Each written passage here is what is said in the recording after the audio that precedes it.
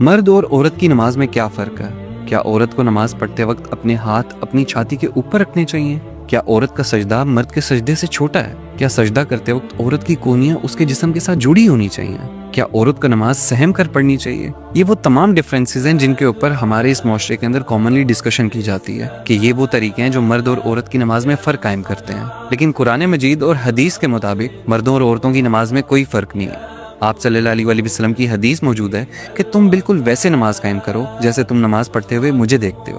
اب آپ صلی اللہ علیہ وسلم کو نماز پڑھتے وقت صرف اور صرف صحابہ نہیں دیکھا کرتے تھے، حضرت عائشہ بھی دیکھتی تھیں، حضرت فاطمہ بھی دیکھتی تھیں، حضرت خدیجہ بھی دیکھتی تھیں، وہ تمام عورتیں تھیں۔